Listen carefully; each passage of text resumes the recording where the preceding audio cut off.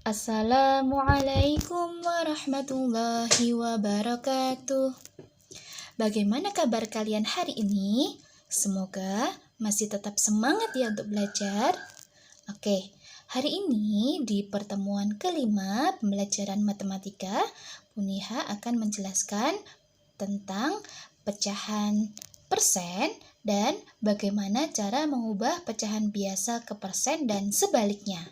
Untuk mengawali pembelajaran hari ini, mari kita berdoa bersama terlebih dahulu. Semoga apa yang akan kita pelajari hari ini mendapatkan berkah dan bermanfaat buat kita semua. Sikap berdoa, khusyuan. Bismillahirrahmanirrahim. Baik, selanjutnya kita langsung ke materi pecahan persen. Persen adalah bentuk lain dari pecahan berpenyebut 100. Persen ditulis dengan lambang seperti ini ya. Persen sama dengan titik-titik per 100. Contoh lain adalah 7%. 7 di sini disebut dengan pembilang, sedangkan tanda persen ini disebut sebagai penyebut atau berpenyebut 100. Jadi, 7% dapat ditulis dalam bentuk pecahan biasa yaitu 7/100. Nah, sekarang kita akan mengubah pecahan biasa menjadi persen. Bentuk persen dari 2/50 adalah kita ubah dulu penyebut menjadi 100. 2/50, kira-kira 50 dikali berapa ya dapat 100? Oke, 50 dikali 2 sama dengan 100. Jika penyebut dikali 2, maka pembilang juga harus dikalikan 2. 2 kali 2 sama dengan 4. Nah, dari sini 4/100 artinya 4%. Jadi bentuk persen dari 2/50 adalah 4%. Kita akan mengubah persen menjadi pecahan biasa. Ubah bentuk persen menjadi pecahan berpenyebut 100. Bentuk pecahan biasa dari 20% adalah 20% itu sama dengan 20/100. Karena 20/100 ini belum sederhana, maka kita harus sederhanakan terlebih dahulu dengan membagi pembilang dan penyebut dengan angka yang sama. 100 kita bagi 20 ya, sama dengan 5. 20 dibagi 20 sama dengan 1. Jadi bentuk pecahan biasa dari 20% adalah 1/5. Kemudian, kita akan mencoba latihan soal berikut.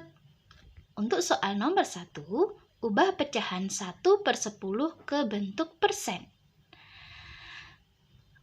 Terlebih dahulu, kita akan ubah penyebutnya menjadi 100.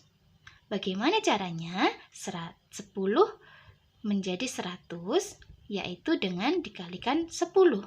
10 kali 10 sama dengan 100, sedangkan kalau penyebut kali 10, pembilang juga harus dikali 10. 1 kali 10 sama dengan 10, sama dengan 10%.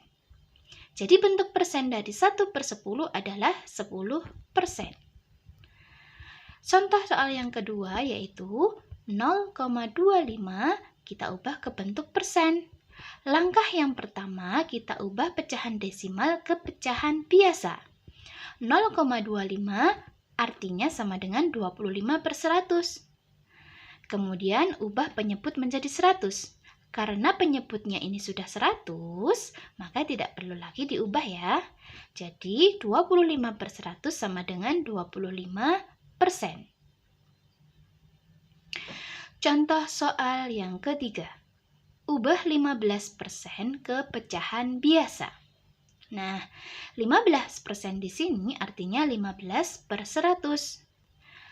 Nah, karena 15/100 ini belum sederhana, maka kita sederhanakan. 15 dibagi 5 sama dengan 3, 100 dibagi 5 sama dengan 20. Nah, pecahan 3 per 20 sudah tidak bisa dibagi lagi.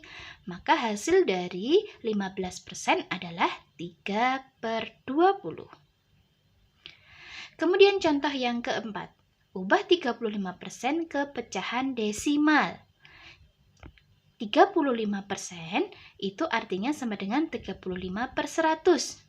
Karena dia per 100, maka di belakang koma ada 2 angka. Maka dapat ditulis 0,35. Selanjutnya kita akan melakukan penjumlahan dan pengurangan pecahan biasa.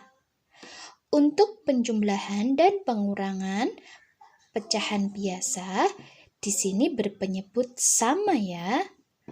Contohnya adalah 2 per 8 ditambah 1 per 8. Untuk langkah pertama kita lihat penyebutnya.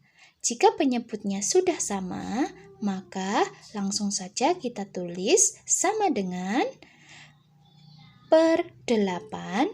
Nah, kemudian untuk pembilangnya 2 ditambah 1 sama dengan 3. Jadi hasilnya adalah 3 per 8.